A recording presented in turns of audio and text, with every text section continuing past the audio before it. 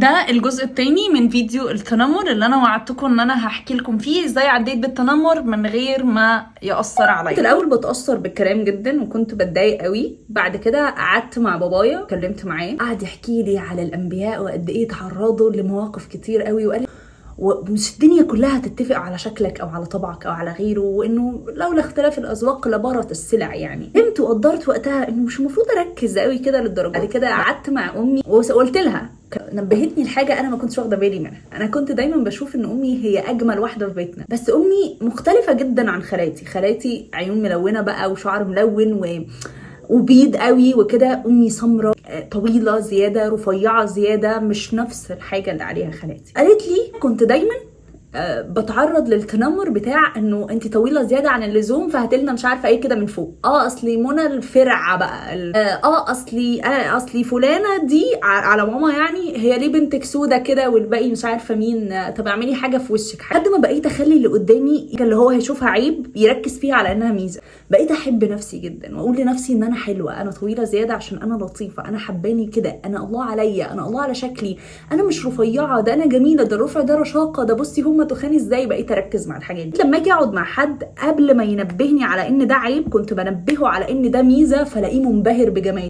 ده انت عارف الناس القمحاويه او السوداء او السمره شويه، الله ده بشرتهم حلوه قوي، بصوا انا حلوه ازاي، طب بصوا انا طويله ازاي، طب بصوا انا رفيعه ازاي، يا سلام بقى على الرشاقه. والواحد بقى بيقوم براحته ويقعد براحته وياكل براحته، بياكل زي ما هو عايز وما بيبانش على جسمه. حسست اللي قدامي ان انا احلى واحده في كل اللي موجودين، مع انه يمكن ده مش الواقع، لان احنا بنبص لمنظور معين من الجمال وما بنركزش في باقي التفاصيل. وبالنجاحات امي ناجحه جدا في حياتها العمليه، بالنجاحات اللي حققتها في حياتي بدأت اقتنع او اقنع اللي قدامي ان انا شخص ناجح، شخص سبورت، شخص ممكن ياخدوا منه ثقة، شخص واثق في نفسه، شخص عارف بيعمل ايه كويس قوي. فخليت اللي حواليا يثقوا في نجاحاتي ويركزوا اكتر ان انا شخص ناجح دراسيا واجتماعيا وحتى في البيزنس وفي غيره.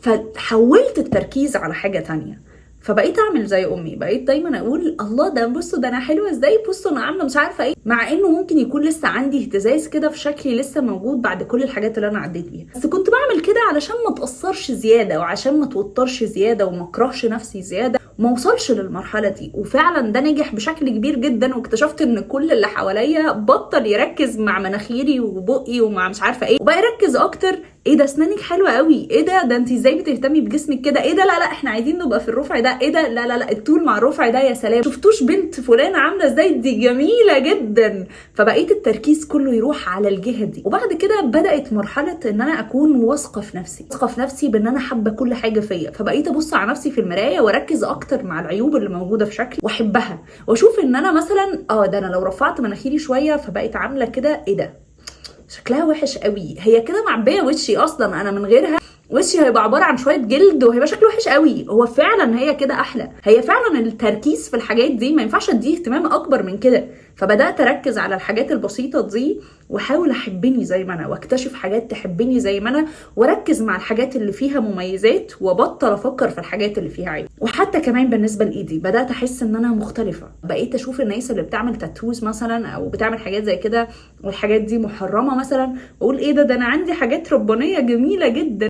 وبعدين بدات افكر فيها على انها سبورت لنفسي، ان انا عديت بالمرحله دي وعديت بالوجع ده فهعرف اعدي باي حاجه تانية. بني ادم عدى بحرق في ايده، فايه اكتر من كده ممكن تعدي بيه، ايه اكتر من كده موجع اصلا. فحرق يوصل للمرحله دي، فده كان من مرحله عامله كام، ده كان من ايه، ده كان من كذا. طب تمام، طب انا قد ايه ايدي دي بتعني لي كتير قوي، بتعني لي كل مره حد اتنمر عليا فيها، بتعني لي الوجع اللي حسيت بيه اول ما الحلق ده حصل في ايدي، بتعني لي كل مره باجي اكتب فيها واحس ان انا يائسه ومحبطه فبص على ايدي وافتكر كل حد قال لي كلمه اذتني وان انا لازم اعدي بالمرحله دي عشان اثبت نفسي لنفسي. دي اتحولت انها تكون سبورت ليا، اتحولتش انها تكون حاجه سيئه بالنسبه لي، بالعكس حبيتها وحبيت كل حاجه فيا. بالنسبه للانجليش، فاول ما بدات اتعامل مع ناس بيتكلموا انجليش بعد سفري اكتشفت انه المشكله ما كانتش هنا، المشكله كانت في طريقه دراسه الانجليش. انا مش ضعيف، انا مش الشخص الضعيف في الانجليش، ولكن انا مش بتاعه ان احنا نقعد نكتب ونراجع ونعيد في الكلمه 500 مره ونعمل قواعد وافلام. انا محتاجه امارس اللغه مع ناس عندها اللغه علشان اعرف اكون انسان شاطر. لما اكتشفت ده بدات اقوي نفسي، عشان انا كنت محتاجه اللغه في حاجات تانية، مش علشان فلان ده اتنمر وقال الجمله الفلانيه، لانه اصبح لا يعني لي اي حاجه. والسوشيال ميديا جت عليا فتره وقفتها بسبب الكلام اللي سمعته، وجت عليا فتره وقفتها علشان انا زهقانه، وجت عليا فتره وقفتها عشان حسيت ان مفيش منها رجا. ولكن بعدين اكتشفت انه انا بعمل حاجه انا بحبها، ولما حبيتها ابدعت فيها وعرفت اكمل فيها. وحتى بعد كل الكلام السلبي اللي بسمعه لحد دلوقتي انا مبسوطه بالحاجه اللي انا بعملها. فخلقت لنفسي جو اقدر ابقى مبسوطه فيه، وانا مش فارق لي اي حد ولا فارق لي اي حاجه من اللي هتحصل. والاهم من ده كله ان انا بقيت اخترع اسباب تخليني احب العيوب اللي عندي. بدات احبها كل ما بدات اثق في نفسي زياده، وده اللي انا محتاجاه. وبرضو من الحاجات اللي اتبعتها جدا وكانت من طرق ماما، انه قبل ما حد يعلق على حاجه فيا انا ببتدي اعلق عليها. انه اللي بيعلق ده يا اما هو بني ادم عنده نقص، يا اما عنده نفس العيب اللي عندك عشان هو مركز قوي وعارف عيوبك، لان هو نفس العيب، فهو بيسبقك يقول لك عيبك علشان ما تلاحظش انت عيب. ولا اما هو بني ادم مريض بان هو يقلل من قيمه الناس عشان ناس كتيره قوي قللت من قيمته. فلما انت بتسبق انك تقول على العيب على انه حاجه ليها ميزه، لو هو عنده نفس العيب هيحس ان هو ايه ده، انت مش هتشوف العيب ده فيا، فهيبقى اكتفى ذاتيا. ولو هو انسان مريض فخلاص اوريدي انت قطعت الحبل بتاع ان هو يضغط على نفسيتك بحاجه تانية. بدات اتبع اسلوب ماما في وقت كبير جدا من الاوقات ولحد دلوقتي.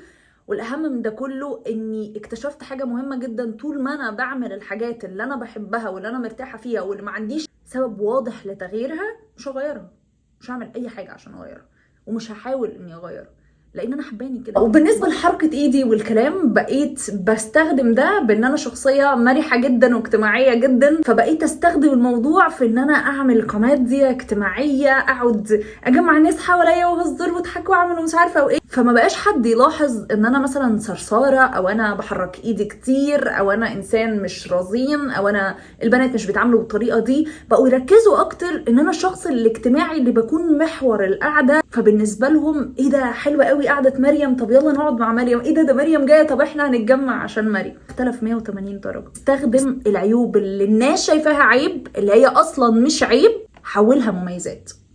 والاهم من ده كله انك تثق في نفسك وتحب نفسك. وخليك عارف طول ما انت ما بتعملش حاجه تغضب ربنا عز وجل، اعملها وملكش دعوه باي حد. حبوا نفسكم زي ما انتوا، تستاهلوا تتحبوا جدا. ما اللي انت بتقولها والحاجه اللي انت فاكر ان انت كاتبها وخلاص وهتروح، مؤذيه جدا لروح اللي قدامك، ففكر فيها 1000 مره قبل ما تعملها. ويل لكل همزه لمزه. ما تنساش قول النبي صلى الله عليه وسلم: ان شر الناس منزله عند الله يوم القيامه من تركه الناس اتقاء شره. ما تكونش انت من النوع ده من الناس، ما تكونش من النوع اللي حد بيبعد عنه علشان يبعد عن شره وعن أذية لسانه. كمان قول النبي صلى الله عليه وسلم: أثقل شيء في ميزان العبد يوم القيامة حسن الخلق، وإن الله لا يبغض الفاحش البذيء. حافظ على لسانك وخليك عارف إن كل كلمة بتكتبها أو بتقولها ممكن تهوي بيها بنار جهنم. ممكن كل حرف بيخرج منك يتسبب في دمار انسان تاني وانت مش عارف ده. وممكن اي تريقه بتقولها من باب الهزار وخلاص وهو كلمتين وهتعدوا، ممكن فعلا تاذي وتسبب في ضرر تاني لحد كده. وبكده فيديو النهارده يكون خلص. اتمنى يكون عجبكم. الانستجرام والفيسبوك بتاعي هتلاقوه في الديسكريبشن وفي اول تعليق مثبت. وعايزه اسمع كل تجاربكم مع التنمر وازاي عديتوا بالمرحله دي في حياتكم. دمتم بخير وصحه وسعاده. مع السلامه.